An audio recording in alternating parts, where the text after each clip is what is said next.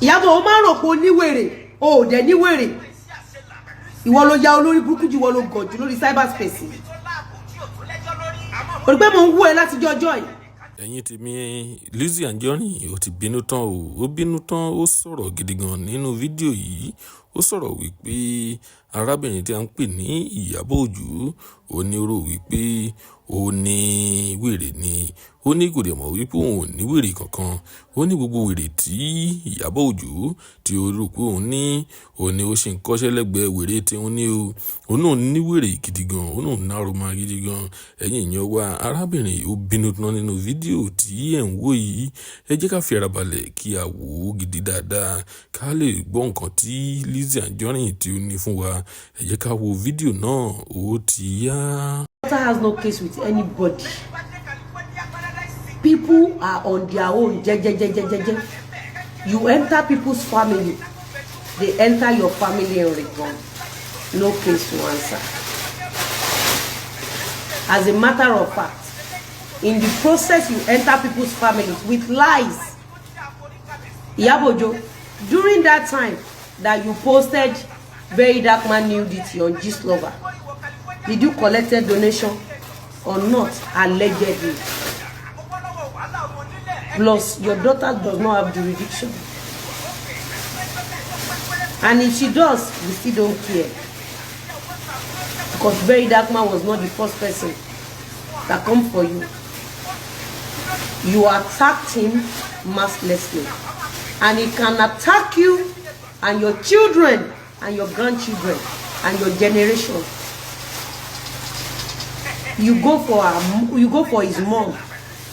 He's free to go for yours too. Reverse psychology ló ń ṣe. Káwọn èèyàn má bá believe nǹkan tó ń sọ. For you to feel like mother like daughter, mo èèyàn ń ṣorí burúkú kiri nìyẹn. Àbí ṣé VERYDARKMAN ló kọ́kọ́ wá bẹ́ẹ̀ ní ex-convict. Tó bá mú ọmọ ẹ tó fi pé VERYDARKMAN ní ex-convict. VERYDARKMAN náà lè sọ pé mo bọ́ ọmọ ẹ sùn. Tit for tat ni. Tit for tat. Mo kàn pray kí Yorùbá tètè wá nǹkan ṣe sí ẹ. Torí ìjọ tó bá máa ṣe wọ́n ní aburú tẹ̀mí wọn ò ní gbé. Ọmọ ẹ pé náà ní ex-convict ṣọ́ mi ò pé ex-convict. Ọmọ ẹ tó ń jó ní Slippers Club ó lọ ń pe ọmọ ọlọ́mọ ní ex-convict.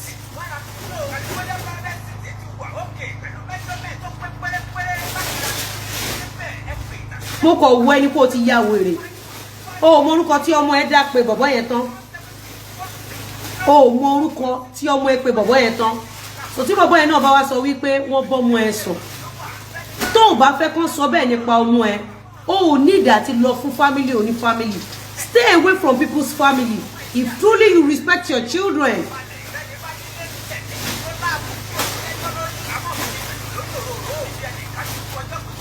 Adult dẹ̀ ni kò kì í ṣe ọmọ kékeré. Ọmọ ò ní jurisdiction. Tó bá tún wá jẹ́ ló ní jurisdiction. Tó bá wo nǹkan tí ọmọ ẹ àti wọ́n ṣe fún VERYDARKMAN, ìwọ àtọmọ ẹ jọ máa sanwó fún VERYDARKMAN. Àbí gbà tẹ́ gbé nudity VERYDARKMAN síta owó tó pàmbẹ̀ ṣọmọ ẹ jẹ nínú ẹ. Ọmọ ẹ jẹ nínú ẹ. Business donation tó ń ṣe. Ọmọ ẹ mọ̀ ń pa ẹ̀ náà.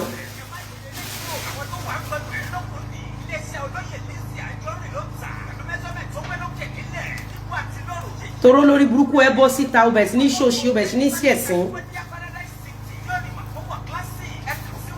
Orí kí n lọ fọmọ ọlọ́mọ rí orí kí n dá sọ̀rọ̀ family oní family ni. Orí kí n lọ takìtì wọnú ẹbí ẹlẹ́bí rí. Story ara mi ni máa ń sọ story mi bí mo ṣe kiri àmàlà pẹ̀lú mọ́mì mi.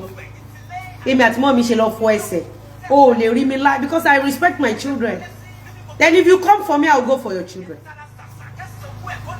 Because why would you come for me when I don't come for you? I understand the fact that Ìyábọ̀ Òjó, you are making money in destroying people, but people don't know. But thank God, the truth has come out.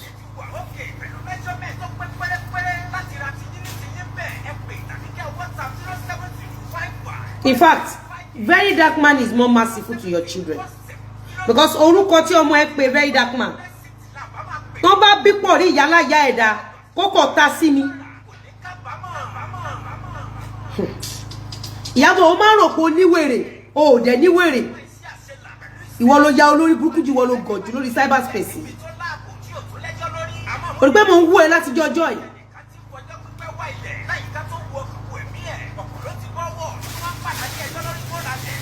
Yes.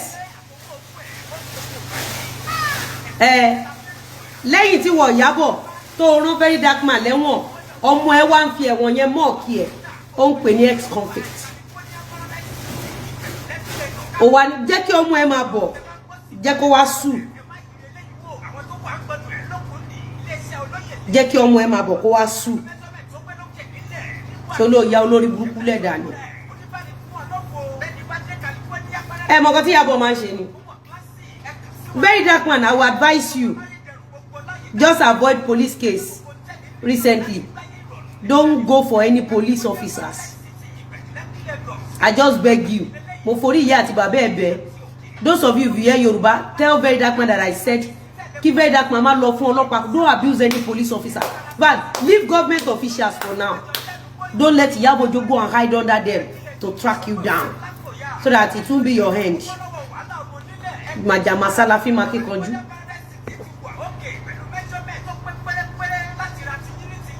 Iyabojo ń ṣòṣì ní oṣorí burúkú ni. Ọmọ Iyabo ṣe máa sue VERYDARKMAN tó ti pè ní ex-convict. Ẹ̀yin ò kí ń lórí ni. Iyabojo fẹ́ gbé ọmọ ẹ̀ wá jẹ̀yà ni. Ó dàbí ìgbà tí Iyabojo gbé mi lọ sí court. Ṣé mo bá pariwo mi bá pariwo? Ẹni mọ̀ pé ó máa ṣorí burúkú bọ̀ ni.